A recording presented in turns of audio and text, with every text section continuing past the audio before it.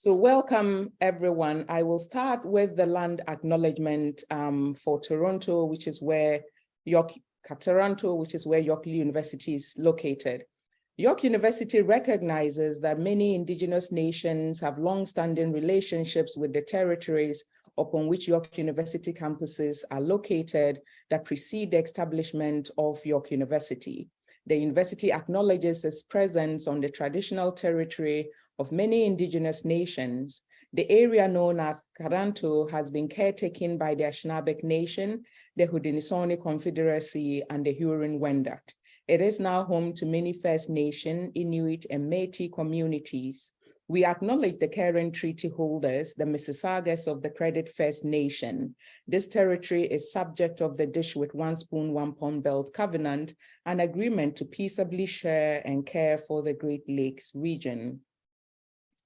Again, just to say welcome, and I'll be handing you over to the facilitator and moderator for this session. And again, also just to express our huge thanks to Prof. Kathy Bishopin for making all of this possible. And again, of course, to Sue Speary for all of the work. And so you're welcome to this session, and I'll be handing you over to Chris Sanders, who will moderate this session.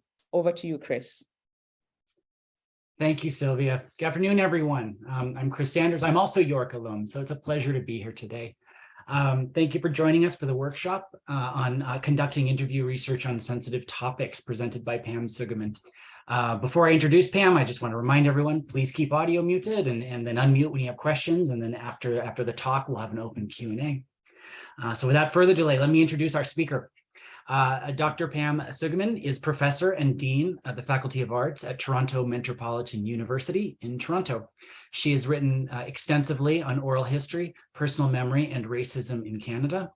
Dr. Sugiman is recipient of the Errol Aspevig Award for Outstanding Academic Leadership. That's from the Toronto Metropolitan University. She's been awarded the Outstanding Contribution Award from the Canadian Sociological Association. She, as well as the Marion Dewar Prize in Canadian Women's History. She has been named the Lansdowne Lecturer and Distinguished Women's Scholar at the University of Victoria. She has also been named the W.L. Morton Lecturer, Trent University, and the 2022 Senior Women Academic Administrators of Canada Recognition Award in Equity, Diversity, and Inclusion. And last but not least, she is a member of the Board of Directors of the Atkinson Foundation and Pathways to Education Canada. Very impressive indeed. Please join me in welcoming Dr. Pam Sugiman. Pam, the floor is yours. Thank you very much, Chris. And I'm going to warn you in advance that I'm not the most technically savvy. So bear with me if I have some technical problems. And I also should remind myself to shorten the bio. So it's a real pleasure to be here, and thanks for the invitation. I did have an opportunity to join the last session and learned a lot from it. So I hope I can offer some useful lessons as well. I'm probably a lot older than most, if not all of you. I've been doing oral history research, qualitative interviewing, I should say, since I was a student. So for close to 40 years, I counted last night. I can't believe how long I've been doing this. Apart from my archival documentary work, which I also love to do, all of my research through those decades has been based on qualitative interviews. And I do consider it to be a privilege to be able to do this kind of work.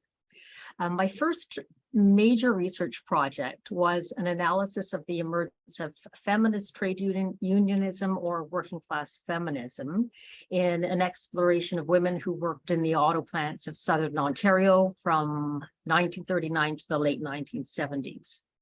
That was actually my dissertation research, and I built on that over a number of years.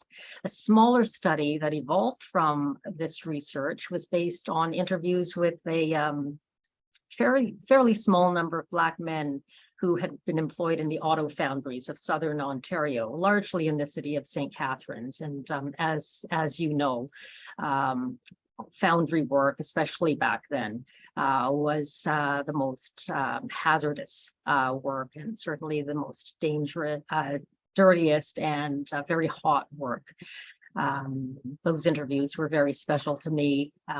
Following this, I embarked on a large study of the personal memories of Japanese Canadian Nisei being the Japanese term for second generation, who experienced the internment and incarceration in Canada during the Second World War.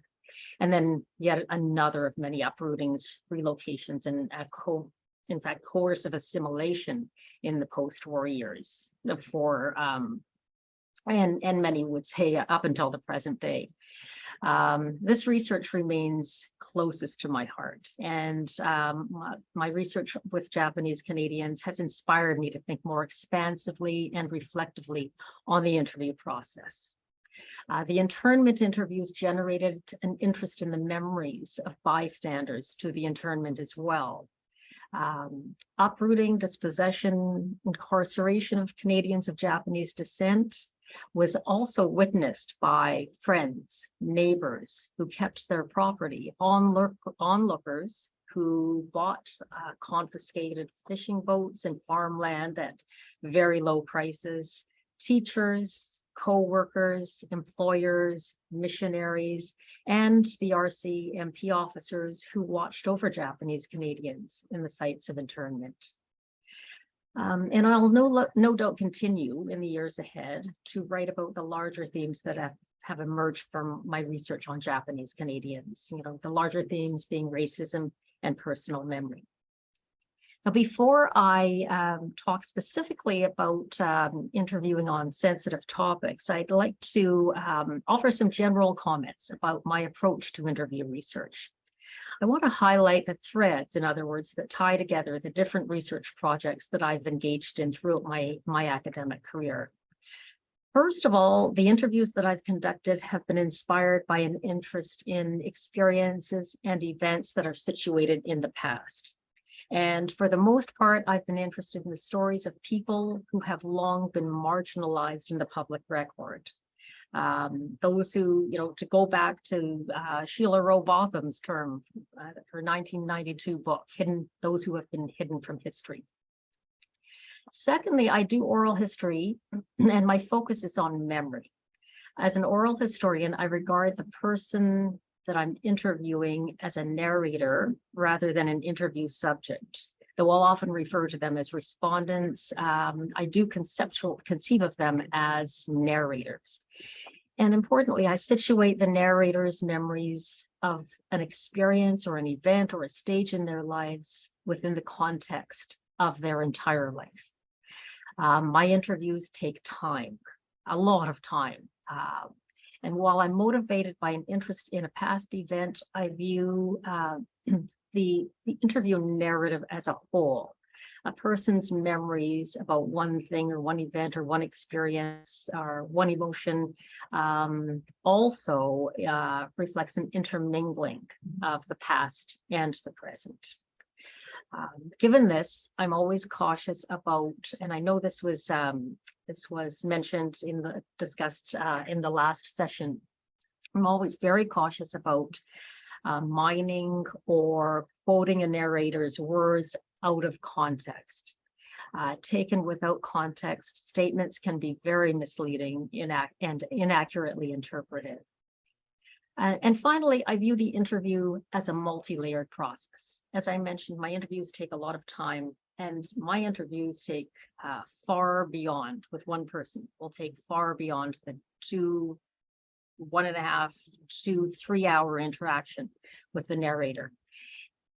They include preliminary conversations, sometimes a phone call, or many phone calls, introductions from other people, the interview itself, tea before the interview, tea after the interview, snacks, breaks, visits, even beyond the interview. It takes time to listen to the interview. I rarely anymore, I used to, in my earlier research, I used to only transcribe and then do my analysis based on interview transcripts. I no longer do that because I find that I have to, absolutely have to. And I'm sure most, if not most of you have discovered that, well, I have to listen to the interview. I have to hear voices. And it takes time. I take time for the analysis and the interpretation, and that can change over time. So there are in some lunches, dinners, poring over family photographs, poring over scrapbooks together. And a lot of that is done when a recorder is not on. Or most of that, I would say, is done when the recorder is not running. And I regard interviews as living. People talk about living documents. Interviews are living; they're fluid. Even after the recorder is turned off, they're certainly not static. And I feel that my interactions with interviews do change over time. And if there's time, we can talk a little bit more about that last point. So interviewing on sensitive topics, I'll just highlight some of the lessons learned, and I'm not sure if I'll have enough time, but I'll try to pack this in. So clearly what is regarded as sensitive is subjectively determined. So in my view, any interview that's likely, and this isn't exhaustive by any means, but from my own research trajectory, any interview is likely to broach sensitive topics is something that I'd regard as a sensitive interview. And I'm talking about topics that are sensitive to the narrator, but also sensitive to the researcher, and sometimes sensitive to both. And in the context of my research, again, sensitive interviews are those that touch on experiences of loss. In addition to loss of material possessions and property, and I know that much has been written, much good research has been done on the loss of material possessions and property among Japanese Canadians who were interned. But I'm also talking about the loss of dignity and privacy, the loss of opportunity, aspirations, the loss of friendship and loved ones, and most notably in the case of Japanese Canadians, the loss or the fracturing of identity, community, and home. As well, a central theme in many of my interviews is vulnerability and disempowerment of sorts in the face of this loss, in the face of inequality, and in the face of injustice as well. And it's crucial to keep in mind that feelings of vulnerability may have been experienced in the past, but they also exist in the present, in the interview situation itself, in remembering, reimagining, and narrating the past. Narrators will feel vulnerabilities. And of course, I think we all know that when we talk about interviews, we have to talk about power. And I firmly believe that as a researcher, I have an academic and an ethical responsibility to be sensitive to the power dynamics, to the vulnerabilities, to the indignities of the past, and how they are conveyed in the present. So I'm going to talk about, and if Alicia, if you wouldn't mind showing that first slide. This is just it's a photo of. Okay, sorry, I mean the second one. I guess I should have asked you to show the first one earlier. Are you able to see it? I can see it. I don't know if everyone. Okay, yes. Thank you. Is that okay? Is it on presentation mode? I can also see the other slides. It doesn't really matter. That's just a slide of myself as a little kid with my blonde-haired doll, and my parents, Ross and Ritzy Sugiman. So I want to talk about three types of interviews and the shifting sensitivities within each type. And as you can see, the first type of interview that I'm going to address briefly is interviews that are of deep personal meaning. And then I will talk about interviews with bystanders. to the internment, my interviews and the interviews conducted by my research assistants with bystanders. Hakujin is the Japanese term to refer to non-Japanese people, for the most part, white people. And then lastly, if there's time, and maybe we can talk about this more in the question and answer period, I'd like to broach on the ways in which my interviews and have been or will be used by academics who are outsiders to the community. And these are separate from the interviews that I'm going to, most of the interviews that I'll talk about today, but by a group of academic researchers who do not have the personal connection to the people whom I've interviewed.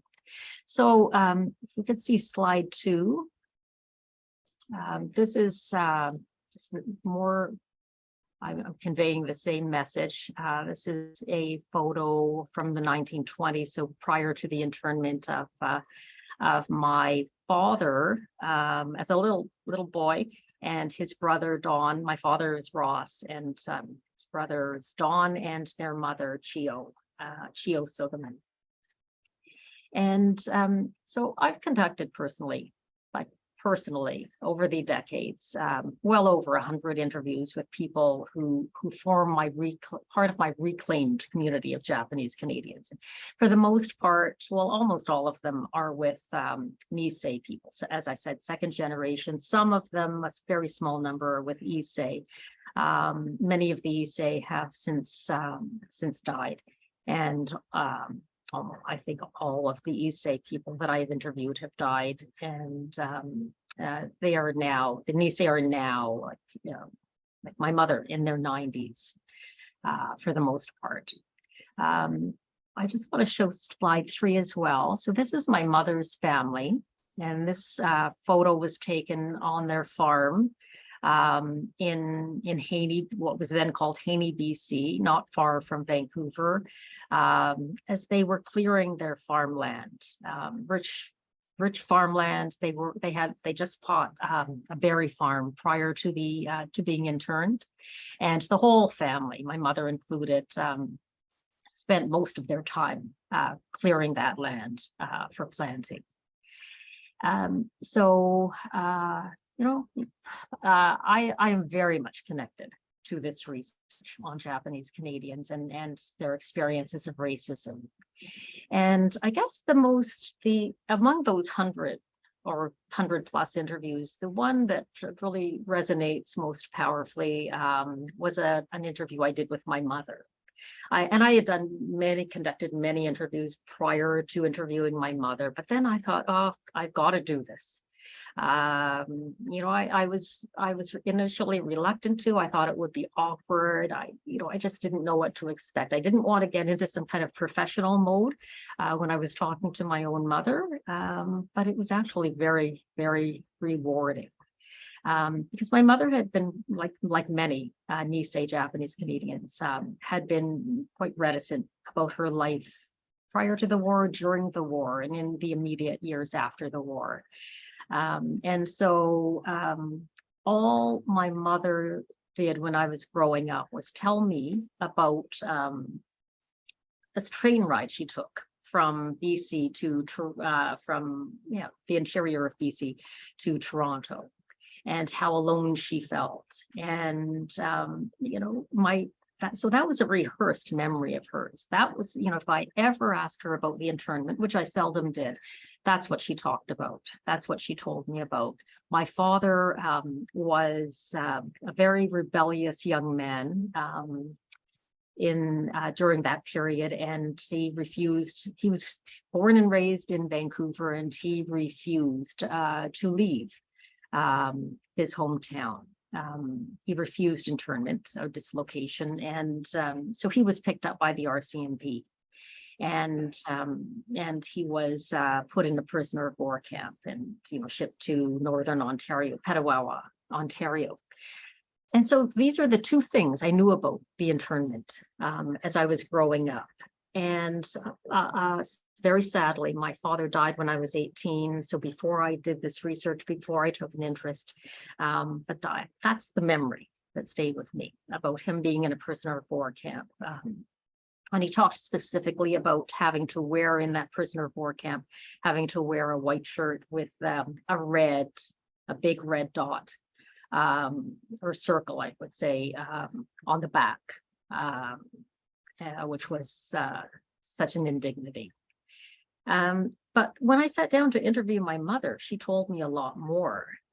She told me about why she was on that train. She told me about how she had no choice but to leave. Otherwise, she would be deported to Japan, a country that she had never, and to this day has never visited. She would be deported to Japan or take some work, whatever work the government found for her in Ontario. So she was coming to Toronto to work for an affluent family in the neighborhood of Rosedale, and she did have to make that trip alone, which would have been a long trip. And so she talked about in the interview her sense of loneliness and her feelings of apprehension. And, I came to understand why she always talked about that, because that was her culminating memory.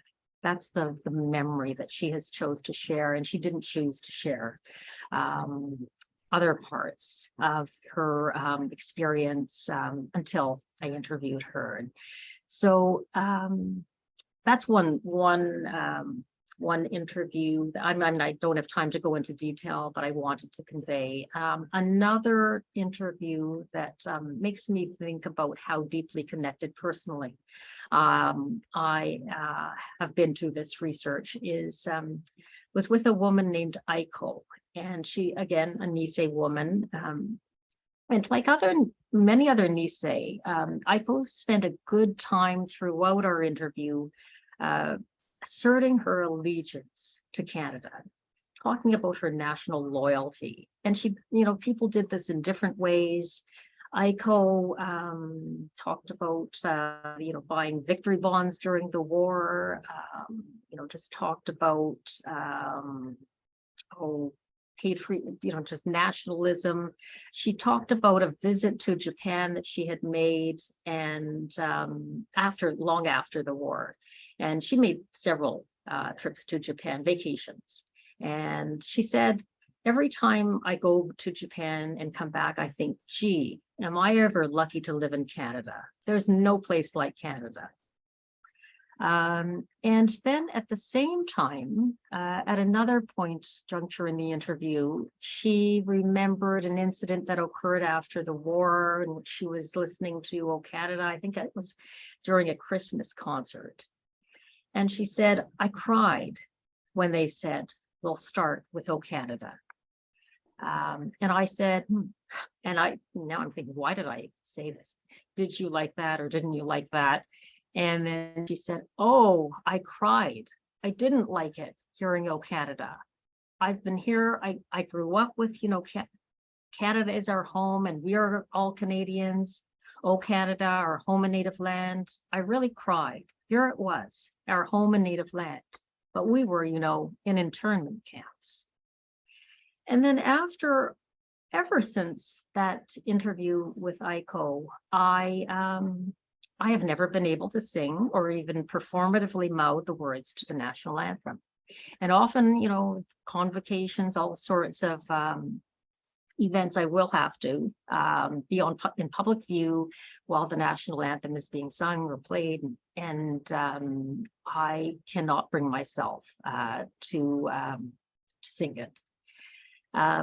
So I also want to say that while emotionally draining during an interview, I have never cried. And I have very rarely cried while reading an interview transcript.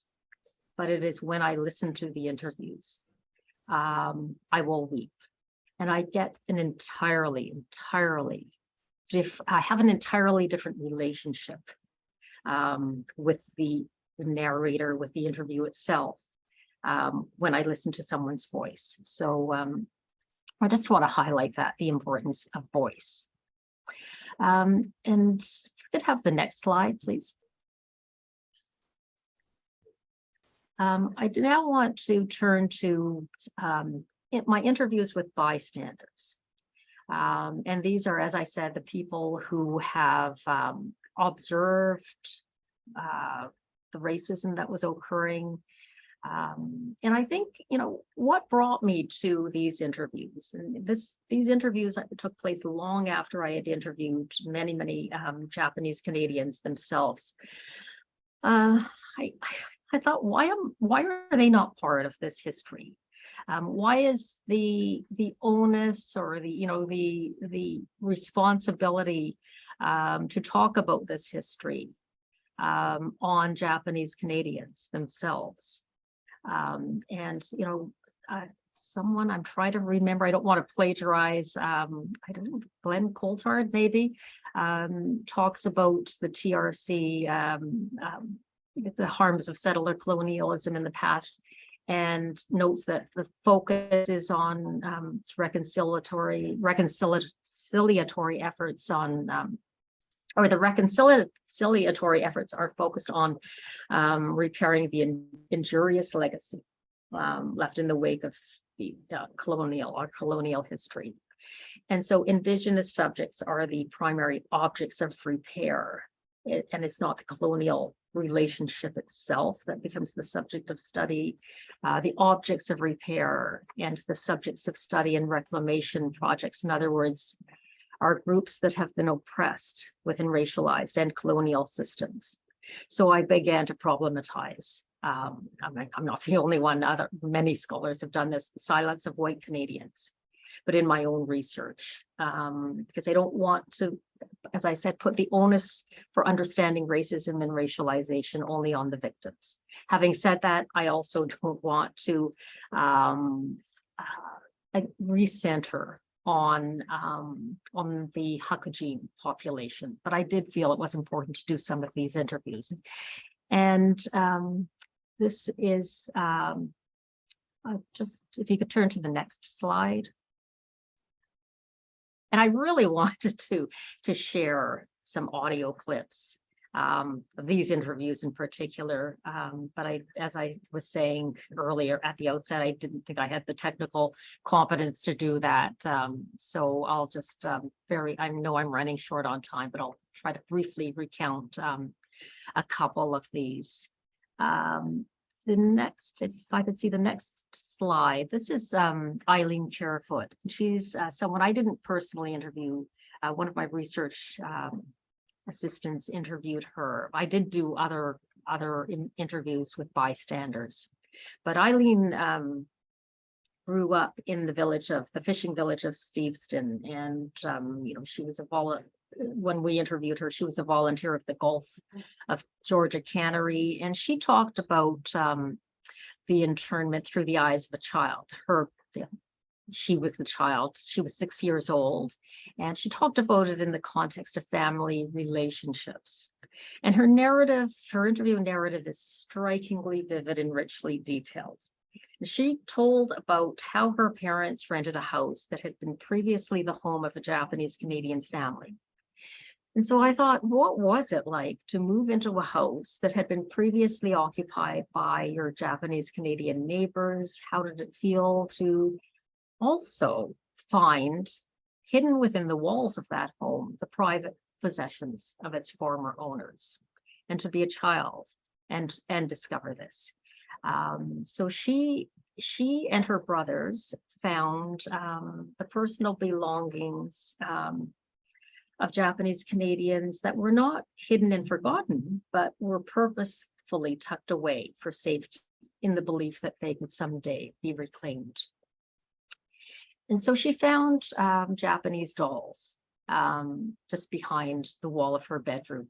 And she talks about how happy she was to find these dolls. They were Japanese dolls. And she said that, upstairs, that's where she slept, people had left, they had left almost everything. We didn't have anything ourselves, so we slept in the beds that were there. I don't know if they were allowed to steal them or what, but my mom needed a sewing machine, and there was one in the house down the street.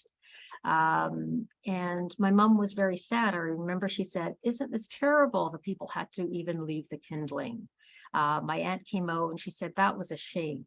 So she took one home, sewing machine, but we didn't have any ideas, where they came from at the time.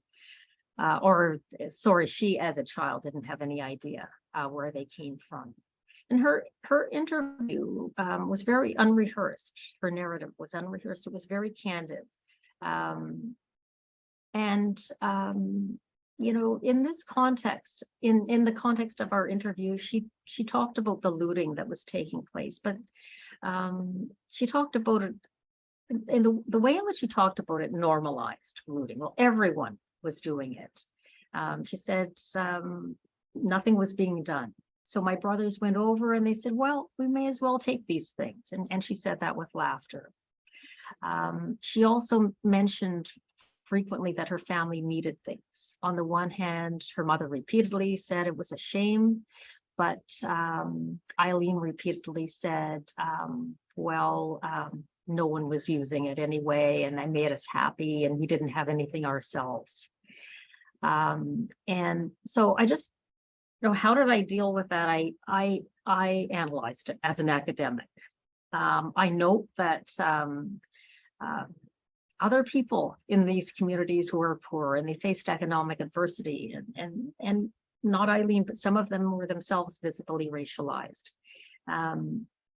So I kind of unified these narratives with the narratives of the Japanese Canadian people that I spoke to, and what unified the narratives of some of the bystanders with the Nisei was the theme of hardship.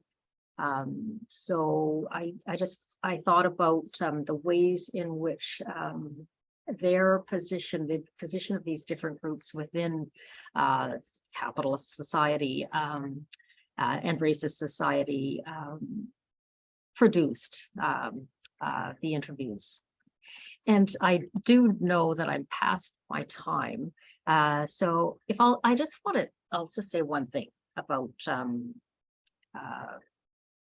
the outside, what I would casually call the outsider interviews. Alicia, we could skip a couple. No, just actually that slide. So these are, it's a class interned in a site of internment, a class of young, very young, obviously, Japanese Canadians, most likely Nisei. And I want to return, in looking at this slide, I return to the personal meaning of the interviews that I've done. And then just make a comment about I joined a project that I joined, Landscapes of Injustice. I don't know how long ago it was. It was a large funded project, a partnership grant, multi-million-dollar project on Japanese Canadian internment, focusing on the loss of property. Most of the researchers, and I'm going to be very, very direct here, almost all of the first group of researchers were white men and academics, and they had no connection, no personal connection to the community, but they asked me to join that project. And I did so after many of my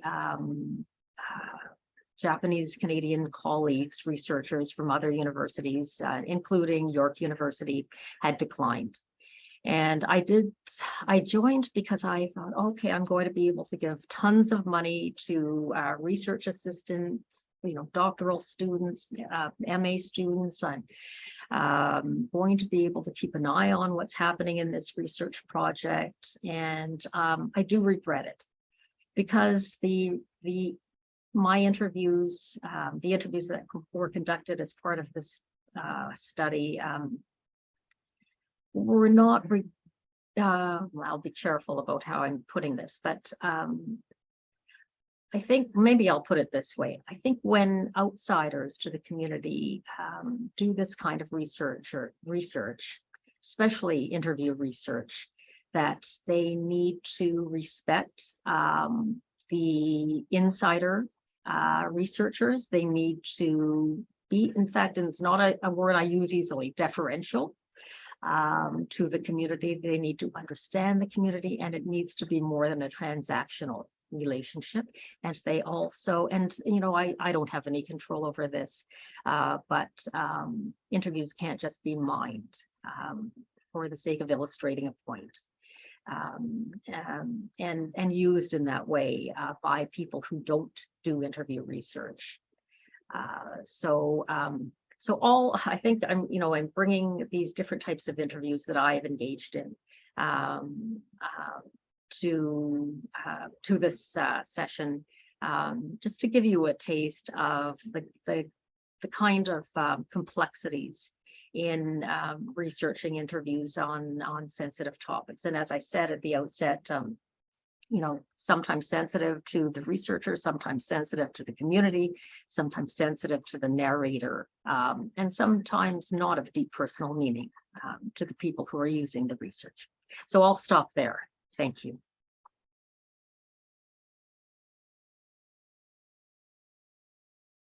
And we can end the slideshow as well. Thanks, Alicia. Thank you very much, Dr. Sugiman, for that very enlightening, very touching talk. Thank you for sharing those images with us and that history. That was really wonderful.